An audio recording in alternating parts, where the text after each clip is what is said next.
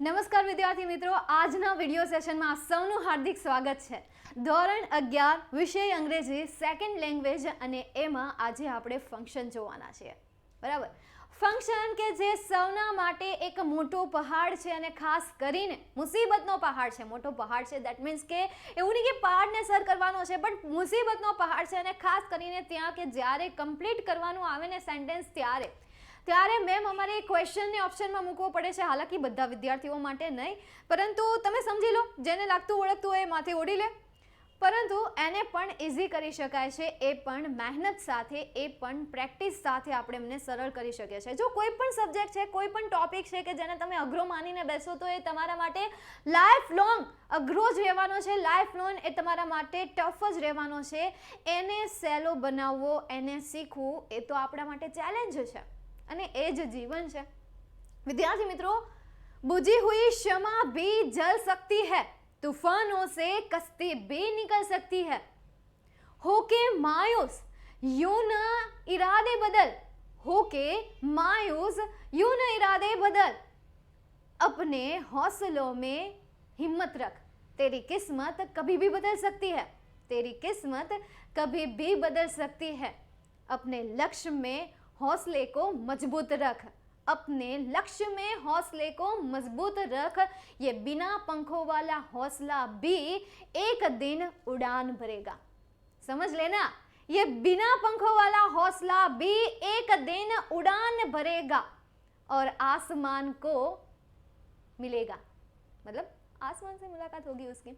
ચાલો, તો આ એક સરસ એવી મોટિવેશનલ શાયરી સાથે આજના સેશનની શરૂઆત કરીએ અને સમજીએ કે ફંક્શન છે શું. સમજી લો કે ફંક્શન જે છે એ આખા ગ્રામરનો સમાવેશ આ ફંક્શનમાં થાય છે. તમે જે પણ ગ્રામર ભણી ગયા, ફ્રેમ ધ ફંક્શન ભણી ગયા, પ્રિપોઝિશન ભણી ગયા, કન્જક્શન ભણી ગયા, ટેન્સ ભણી ગયા, WH ક્વેશ્ચન જે પણ તમે સમજી ગયા છો, model auxiliary, helping verb, question વાળા કોઈ પણ સેન્ટેન્સ, એ દરેક વસ્તુ જે છે એ આ ફંક્શનમાં આવે છે. ફંક્શન દેટ મીન્સ કે એક પ્રકારનું નામ. જેવી રીતે આપણે આપણી ફેમિલીમાં આપણને એક નામ આપવામાં આવ્યું છે કે જેને આપણે અટક કહીએ છીએ ગુજરાતીમાં અને અંગ્રેજીમાં એને સરનેમ કહેવાય છે. સેમ એ રીતે આપણે અહીંયા સેન્ટેન્સને એમની સરનેમ આપવાની છે, એમની અટક આપવાની હશે. તમારે આને લગતા, ફંક્શનને લગતા 3 ક્વેશ્ચન પૂછાશે કે જેની વાત આપણે આગળ કરીશું. તો ફંક્શન તમને સમજાય છે કે એક સેન્ટેન્સનું નામ છે અથવા તો કોઈ પણ સેન્ટેન્સને રજૂ કરવા માટે એક ફંક્શનનો યુઝ થાય છે.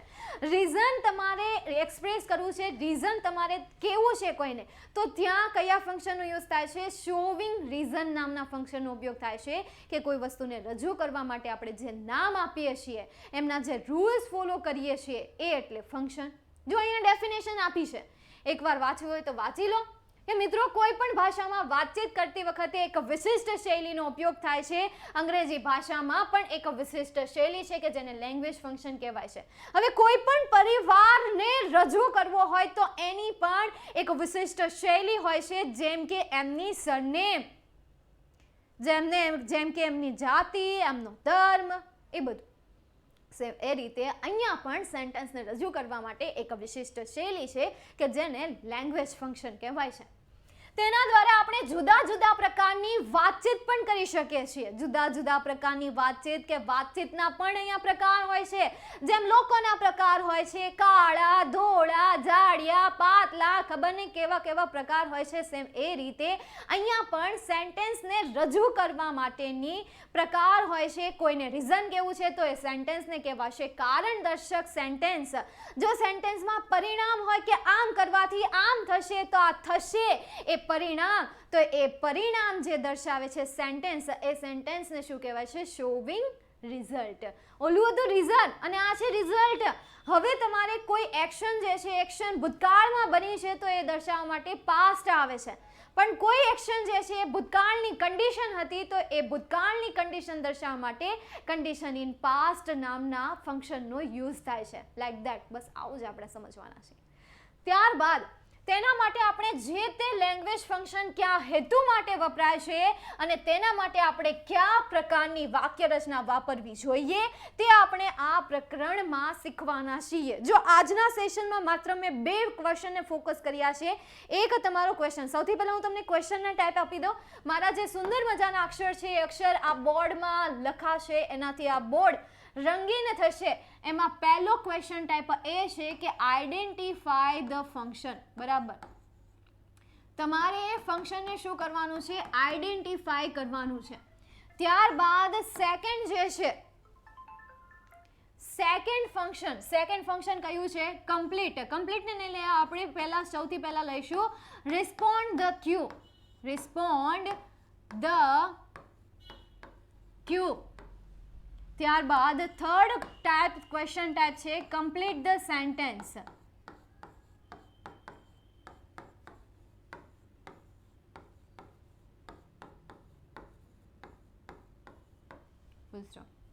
આ જે 2 ક્વેશ્ચન છે એ બે ક્વેશ્ચનમાં તમને MCQ પ્રોવાઈડ કરવામાં આવશે અને આમાં તમને ફંક્શનનું નામ આપવામાં આવશે. શું આપવામાં આવશે? ફંક્શનનું નેમ આપવામાં આવશે. અને ત્યાર પછી તમારે સેન્ટેન્સ, એ ફંક્શનને ફોકસ કરીને તમારે સેન્ટેન્સ બનાવવાનું રહેશે. સૌથી વધારે માર્ક્સ કવર કરતું હોય ને તો આ છે, કારણ કે આ ફંક્શનમાં છે ને એક્ટિવ પેસિવ વોઇસના નિયમો આવી જાય છે, ટેન્સના નિયમો આવી જાય છે, એડિટિંગને લગતા રૂલ પણ આમાં આવી જાય છે. બીજું આપણે કહીએ કન્સ્ટ્રક્શનનું પણ આમાં આવી જાય. ત્યારબાદ હજી કંઈ બાકી રહી છે, રિપોર્ટેડ સ્પીચ આમાં આવી જાય, પ્રિપોઝિશન આમાં આવી જાય છે. પ્રિપોઝિશન જો કે તમારે એક્ઝામમાં કે પૂછાતું જ નથી, પરંતુ એ તમને એડિટિંગના ટોપિકમાં પૂછે.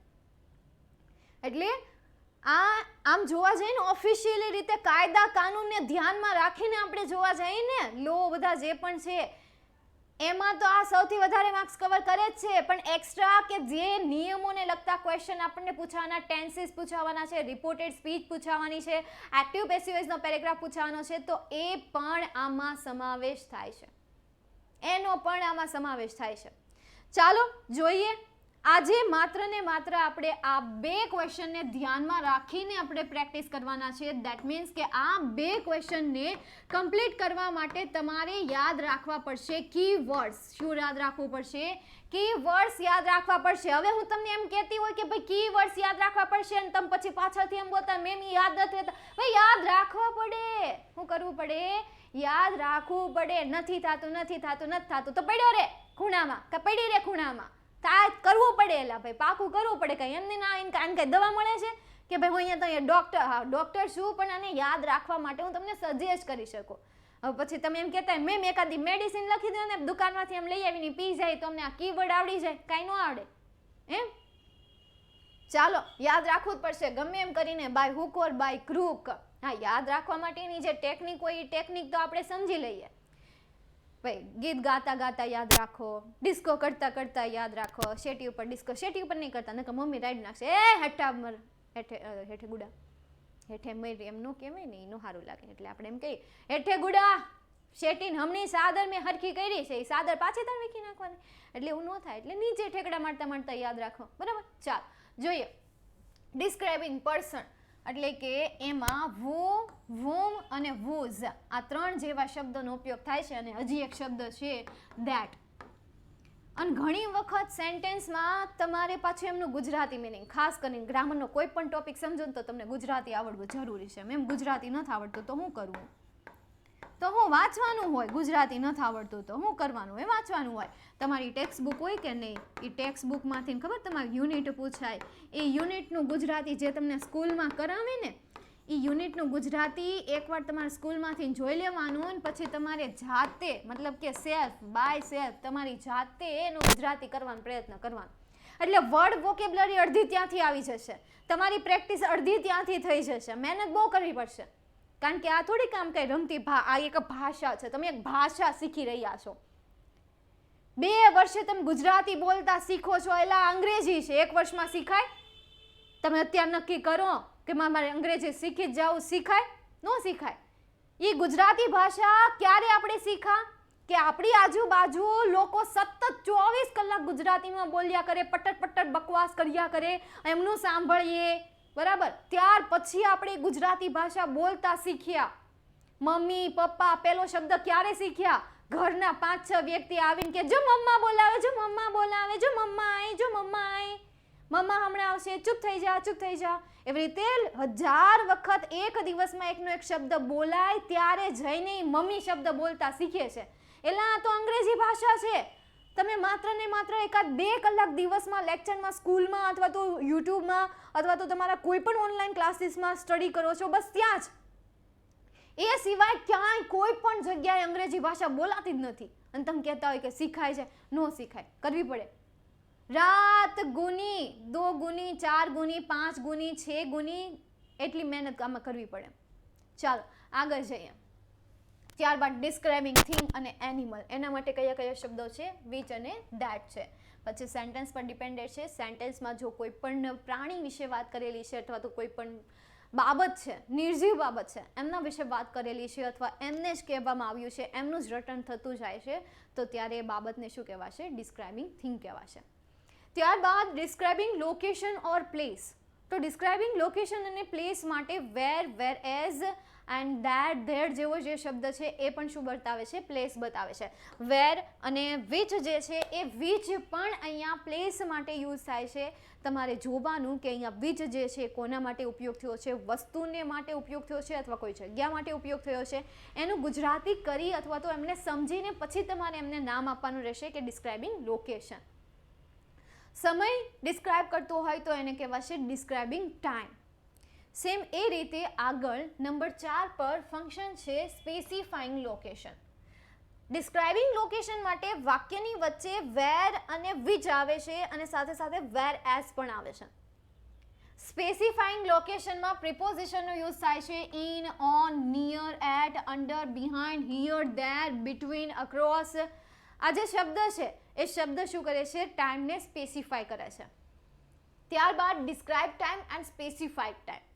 તો એના માટે કયા કયા વર્ડ છે કે જે કોઈ પણ સમયદર્શક શબ્દ છે? For example yesterday, tomorrow, in morning, in the evening, in the afternoon. તો આ જે શબ્દ છે એ શું કરે છે? Describing time and specifying time.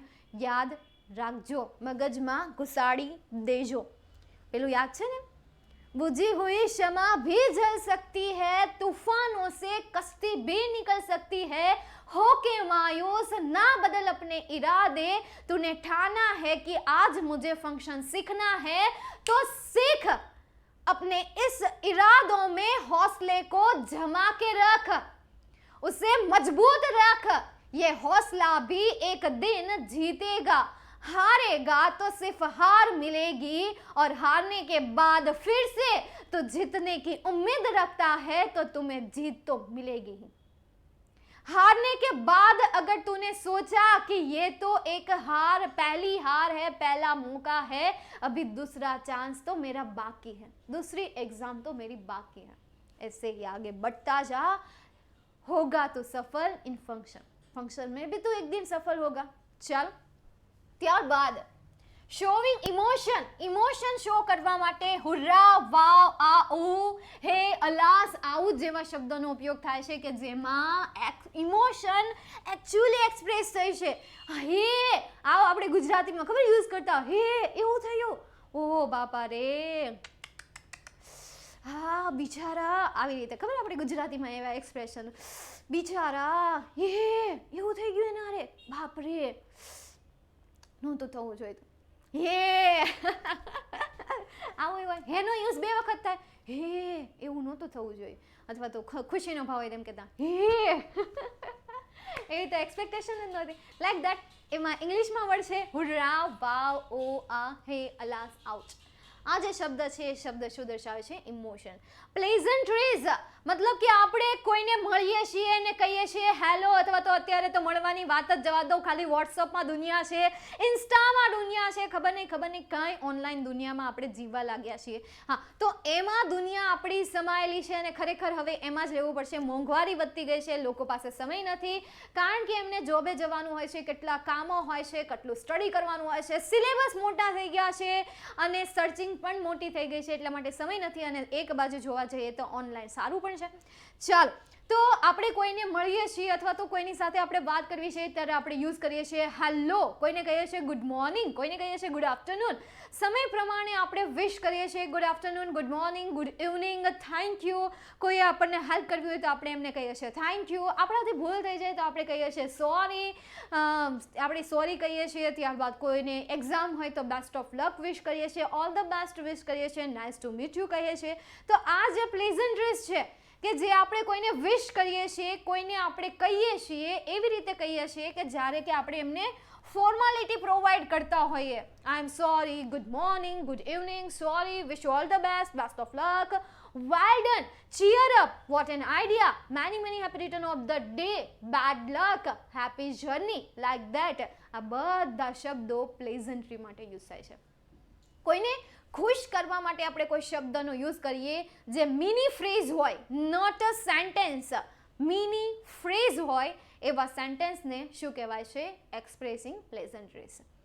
Then next function છે આપણું duration and period of time. ટાઈમને લગતું યાર કન્ફ્યુઝ તો બિલકુલ નહીં થતા. Duration of time and period of time both are different. Duration and period કે જેમાં આપણે ફોર પછી સમયદર્શક શબ્દનો યુઝ કરીએ છીએ, અને પ્રશ્નાર્થ વાક્યની શરૂઆત જો હાઉ લોંગથી થઈ હોય તો એવા સેન્ટેન્સને duration and period of time કહેવાય છે. એક પોઈન્ટને યાદ રાખજો. આઈ નો કે તમારો આ નિયમ જે છે ને, હું જે નિયમ આગળ જતી રહીશું ને, આ નિયમ ભણાવું તો આગળના નિયમ ભૂલાઈ જતા હશે, પણ તમારે એને નોટ ડાઉન કરતા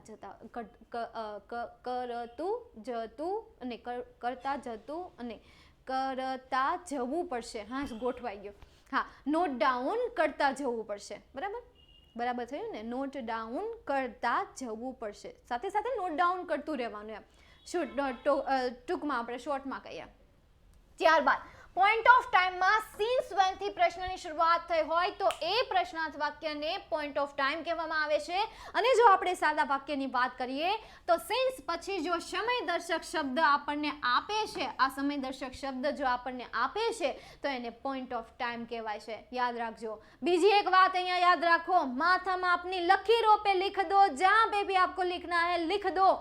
वो बात ये है कि जरूरी नहीं है कि एक सेंटेंस सिर्फ एक ही फंक्शन रिप्रेजेंट करे, वो एक से ज्यादा भी फंक्शन रिप्रेजेंट करता है. जैसे कि आपके पास एक से कहीं अधिक स्किल होती है, एबिलिटी होती है, टैलेंट होता है, वैसे ही यहाँ पे सेंटेंसમાં પણ માત્ર એક ફંક્શનને એક કરતાં વધારે ફંક્શન પણ લાગે. ફોર એક્ઝામ્પલ, હાઉ લોંગથી પ્રશ્નની શરૂઆત થઈ હોય તો એને ડ્યુરેશન ઓફ ટાઈમ તો કહેવાય જ છે, સાથે સાથે એને ઇન્ક્વાયરી એઝ અ નેચર અથવા આસ્કિંગ ઇન્ફોર્મેશન કહેવાય છે. સમજાય છે? આ તો છે જાદુ મંદર છું. અહીં જો આવ્યું inquiry as a nature and sinking information, મતલબ કે દરેક પ્રશ્નાર્થ વાક્યો ક્યાંય પણ તમને પ્રશ્નની નિશાની દેખાઈ જાય તો એ સેન્ટેન્સને ઇન્ક્વાયરી એઝ અ નેચર અને સિકિંગ ઇન્ફોર્મેશન કહેવાય છે. બટ જો સિન્સ વનથી શરૂઆત થઈ હોય તો પહેલાં જોવાનું કે તમને પોઈન્ટ ઓફ ટાઈમનો ઓપ્શન આપ્યો હોય ને તો પહેલા આને નહીં, પહેલા આને પ્રાયોરિટી આપવાની. સેમ એ નિયમ અહીંયા ફોલો થાય. જો તમને હાઉ લોંગથી પ્રશ્ન આપ્યો છે, you have two option. First one is duration of time and second one is inquiry as a nature. First choose a duration of time and then give another priority to inquiry as a nature. Clear? Got it?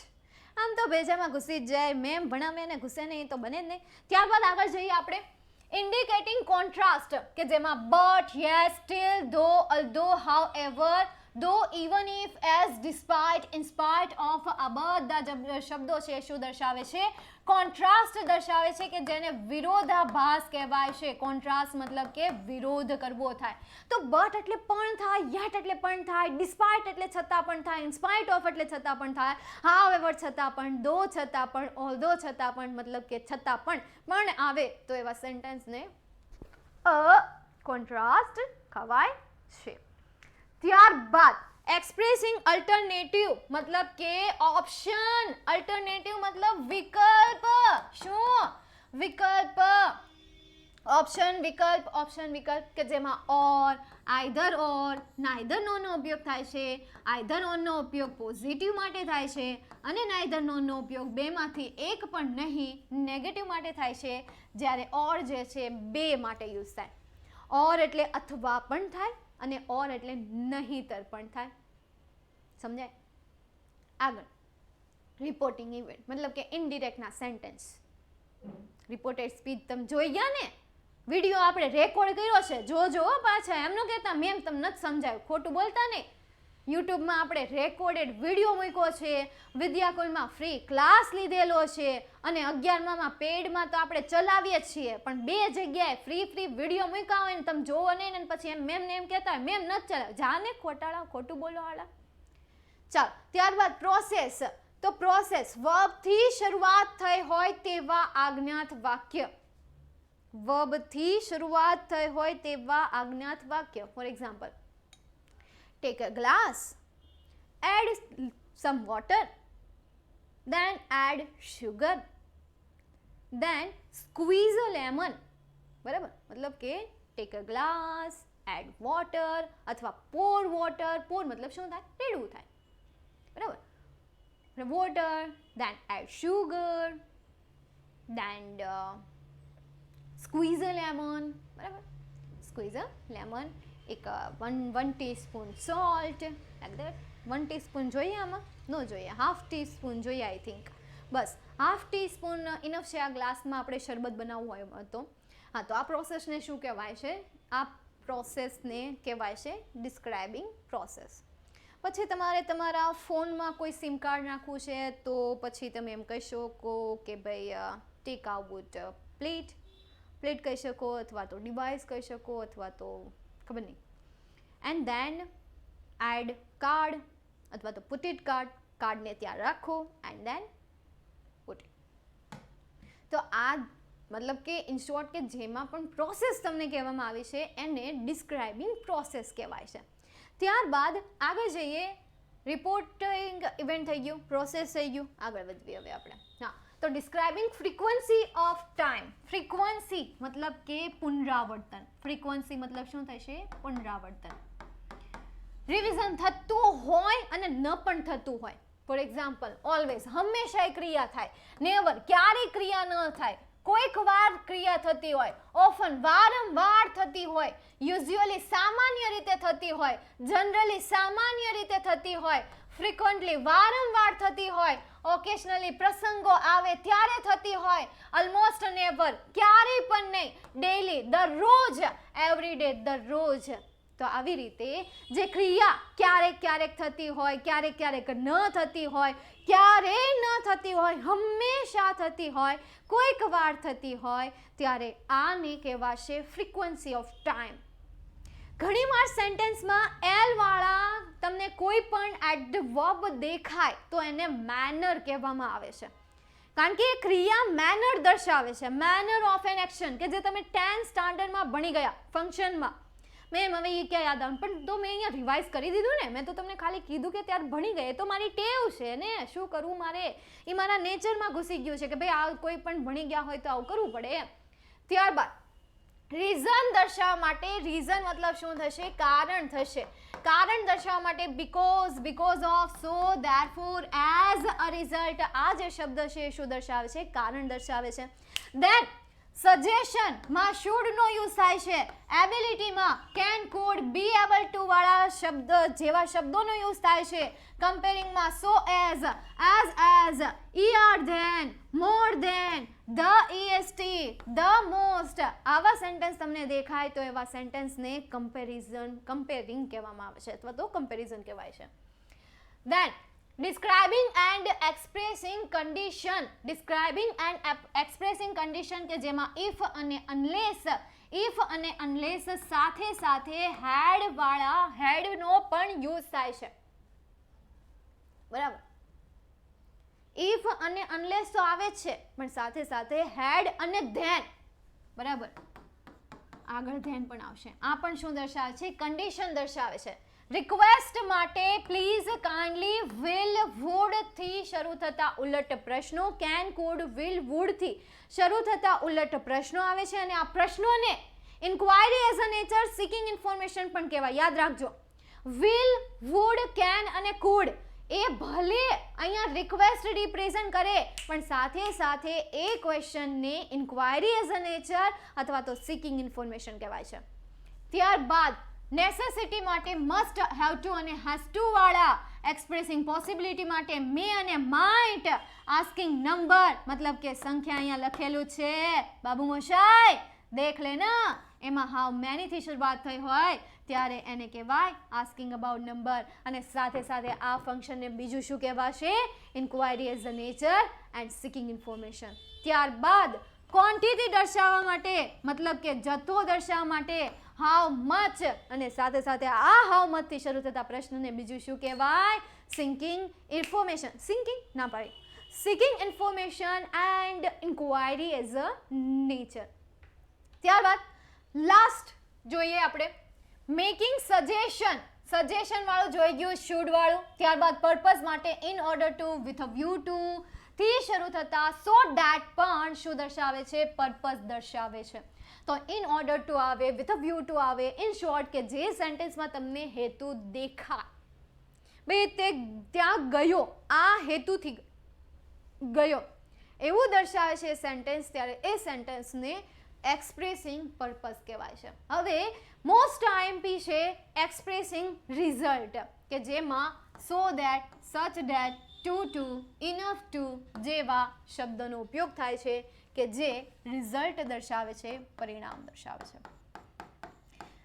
Confuse કરતું sentence, confuse કરતું function છે આ, અને સાથે સાથે એક reason, condition in the past અને talking about the people, supposition. આ જે નામ લીધા ને એને જેટલું ડીપમાં સ્ટડી કરી શકો ને એટલું ડીપમાં સ્ટડી કરજો, અને આને લગતા જેટલા એક્ઝામ્પલ તમને મળે ને ત્યાંથી ગોતીને પકડીને એને તમારે સોલ્વ કરવાના છે, બાકી મૂકવાના નથી. ફરી એક વખત હું તમને અહીંયા ફંક્શનના નામ આપી દઉં, બદલું નથી કાંઈ. હા, કયા? Result, condition in past, talking to the people, thing, something to relation વાળું, દેન સપોઝિશન, રિઝલ્ટ આવી ગયું, રીઝન આવી ગયું, બસ. હા, અને પર્પઝ. આ જેટલા પણ ફંક્શન મેં અહીંયા રિવાઇઝ કર્યા એ ફંક્શનને ડીપમાં સ્ટડી કરજો. ત્યારબાદ આગળ જઈએ, પાસ્ટ ઇવેન્ટ, ભૂતકાળના કોઈ પણ વિધાન વાક્યો, જો કે બહુ રેર કેસમાં પૂછાય. પ્રપોઝલ મતલબ કે લેટ્સ અને લેટ અસ થી શરૂ થતા કોઈ પણ સેન્ટેન્સ આપ્યા હોય તો એને આજ્ઞાત વાક્ય તો કહેવાય છે, પણ એને પ્રોપર તમારે નામ આપવાનું રહેશે પ્રપોઝલ. આ પણ તમને પૂછાય, કમ્પ્લીટ ધ સેન્ટેન્સમાં પણ પૂછાય. તમને ખાલી જગ્યા આપી હોય, પાછળનો એકાદો શબ્દ આપ્યો અથવા તો પહેલા એક શબ્દ આપ્યો હોય, પછી ખાલી જગ્યા આપી હોય, એને પૂરી કરવાની. કાઉન્સમાં તમને આપી દીધું પ્રપોઝલ, ભાઈ પ્રપોઝલ કરતા હોય એ રીતે તમે સેન્ટેન્સને પૂરું કરો. તો લેટ્સ અને લેટસ બંને સેમ જ છે. લેટ પછી તમને મી પણ આપ્યું હોય, લેટ પછી તમને હિમ પણ આપ્યું હોય, સમજી લો કે લેટ વાળા શબ્દોને પ્રપોઝલ કહેવાય છે. ત્યારબાદ ડિસ્ક્રાઇબિંગ એક્શન. ડિસ્ક્રાઇબિંગ એક્શનમાં બધા પેસિવ વોઇસના વાક્ય, ખાસ કરીને હું તમને કહી દઉં, ખાસ નહીં, નોટ કરી નાખો. ડિસ્ક્રાઇબિંગ એક્શન દેટ મીન્સ કે તમારે લેવાના પેસિવ વોઇસના સેન્ટેન્સ. ઓકે, ડન અહીંયા સુધી. તો આ તમારા કુલ 30 અહીંયા ફંક્શન જે છે પૂરા થાય છે. એક ફંક્શન હજી આમાં આઈ થિંક આવ્યું નથી. એ ફંક્શન કયું છે? એક ફંક્શન અહીંયા આવ્યું નથી, ટોકિંગ વાળું. તેન હા, ટોકિંગ ટુ પીપલ, હા એ જ then, talking about people, place, thing and relation. એ નથી આવ્યું તો સમજી લો કે talking about people, place, relation, something, એમાં such as, the same as જેવા શબ્દનો યુઝ થાય છે. ઓકે, ચાલો. જે મેં 2 ક્વેશ્ચન તમને કીધા હતા કે એ 2 ક્વેશ્ચનને ફોકસ કરીને આજનો સેક્શન છે, એમાં આપણે થોડાક એક્ઝામ્પલ પણ સોલ્વ કરીએ. મોના વર્ક્સ ટુ અને too carefully to make any mistake. તો ટુ અને ટુ આપ્યું છે તો આને આપણે શું કહીશું? રિઝલ્ટ કહીશું. જો હવે તમારે અહીંયા ઓપ્શન જોવાની જરૂર ના પડવી જોઈએ. એકવાર કીવર્ડને યાદ રાખી લીધા પછી તમારે ઓપ્શન જોવાની કોઈ જરૂર જ નથી. તમારે ખાલી નામ જોવાનું છે કે રિઝલ્ટ પહેલા એમણે શું લખ્યું છે, એક્સપ્રેસિંગ લખ્યું છે કે શોવિંગ લખ્યું છે, બસ એ જ ચેક કરવાનું છે અને ત્યાર પછી લખી દેવાનું છે. ત્યારબાદ Amit bought the same car as his brother. તો ધ સેમ પ્લસ એઝ, તો આને શું કહેવાશે? ટોકિંગ વાળું જે પણ તમારું ફંક્શન છે એ ટોકિંગ અબાઉટ એ જ આવે છે ને, આમાં ઓપ્શન આપ્યો છે ને, person in relation to something. Okay, ત્યારબાદ Riddhi would rather go to the theatre than to the garden. તો વુડ રાધર આપેલું છે અને ત્યાર પછી તમને આપ્યું છે ધેન. વુડ રાધર આપેલું છે અને ત્યાર પછી તમને અહીંયા આપેલું છે કે ભાઈ Riddhi would rather go to theatre than to the garden. એ ત્યાં જાય એના કરતાં તો સારું છે કે તે ત્યાં જાય. તો તમારી પાસે અહીંયા આપ્યું છે તમને ચોઇસ તરીકે. હવે જો વુડ રાધર જે છે, હવે તમે એક જોઈ ગયા, હજી એક ફંક્શન અલ્ટરનેટિવ. બરાબર, અલ્ટરનેટિવ તમે સારી રીતે જોઈ ગયા કે એમાં ઓર આઈધર ઓનનો ઉપયોગ થાય છે. સાથે સાથે ચોઇસ સમજી લો કે ચોઇસમાં તમે વુડ રાધર દેનનો યુઝ કરો છો. વુડ રાધર અને ડોટ ડોટ ડોટ પછી શું આવશે? ધેન આવશે, કે જે સેન્ટેન્સ આ છે તો આને શું કહેવાશે? ચોઇસ કહેવાશે, એક્સપ્રેસિંગ ચોઇસ. જો જે ફંક્શન આપણે નથી સમજ્યા એને લગતા ક્વેશ્ચન આપણે આ એક્સરસાઇઝમાં લઈ લીધા છે. ત્યારબાદ તો ઓલમોસ્ટ આપણે જોવા જઈએ તો ટોટલ 32 ફંક્શન થાય અને એમાંથી જો ફંક્શન બનાવવામાં આવે તો 35 સુધી પણ પહોંચી જાય. ત્યારબાદ આગળ જઈએ. No other player in the city as tall as Hemant.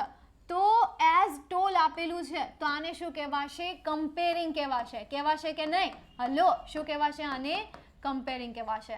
Then Hina must work hard with a view to. અહીંયા મસ્ટ આપેલું છે જે નેસેસિટી દર્શાવે છે અને અહીંયા તમને આપ્યું છે વિથ અ વ્યૂ ટુ કે જેને પર્પસ કહેવાય છે. તો ચેક કરવાનું કે મસ્ટ માટે નેસેસિટી આપ્યું છે, નથી આપ્યું, પણ વિથ અ વ્યૂ ટુ માટે આપણને પર્પસ આપેલું છે તો આપણે અહીંયા આન્સર તરીકે શું લખીશું? પર્પસ લખીશું. ઓકે, બસ આ રીતે જ ચેક કરવાનું છે. ત્યારબાદ અહીંયા તમને આપ્યું છે ઉદ્ગાર ચિહ્ન. What perfect combination it is, જેને શું કહેવાશે? એક્સક્લેમેશન કહેવાશે. જો આ એક ફંક્શન મેં કીધું હતું ને કે ફંક્શન બને તો વાત અલગ છે, બાકી મોસ્ટ ઓફ ફંક્શન આપણે જોઈ ગયા. એક્સક્લેમેશન મતલબ શું થશે? કે ઉદ્ગાર વાક્ય. કેવા વાક્ય કહેવાશે? ઉદ્ગાર વાક્ય કહેવાશે કે જે આપણે રિપોર્ટેડ સ્પીચમાં ભણી ગયા, રિપોર્ટેડ સ્પીચમાં શીખી ગયા કે ઉદ્ગાર વાક્ય કોને કહેવાય. તો આ રીતે જો તમને સેન્ટેન્સ આપે તો થોડું માઇન્ડ સમજી વિચારીને એમના આન્સર લખવાના રહેશે. જો તમને આ બુકમાં ક્યાંય નથી આપ્યું, બરાબર, કોઈ પણ બુકમાં કદાચ તમને ક્યાંય નહીં જોવા મળે કે એક્સક્લેમેશન. હા, પછી તમે ઓલું જોઈ શકો કે ભાઈ હાવથી ઓ આ એ રીતે આપેલું. જો કે આ જોઈ ગયા છે આપણે. પેલું ખબર એક ટોપિક હતું આ ઉ યા, એ જે છે એ શું હતું? Showing exclamation. બસ અહીંયા તમને ખાલી એક્સપ્લેનેશન આપેલું છે. સમજાઈ ગયું? બસ આવા જ ક્વેશ્ચન તમને એક્ઝામમાં પૂછાશે, પણ એને લગતા 2 ક્વેશ્ચન છે. ત્રીજો ક્વેશ્ચન માટે તમારે થોડી પ્રેક્ટિસ કરવી પડે. જો કે આ 2માં તમારે કરવી જ પડે. તો અહીંયા સુધી આપણે ટોપિકને રાખીએ. આઈ હોપ કે તમને આ ટોપિક બહુ સારી રીતે સમજાઈ ગયો હશે. તો વિદ્યાર્થી મિત્રો, જય હિન્દ, વંદે માતરમ, જય જય ગરવી ગુજરાત. અને આપણે ફરીથી એક નવા વિડીયો લેક્ચરમાં મળવાના છીએ. Bye and take care.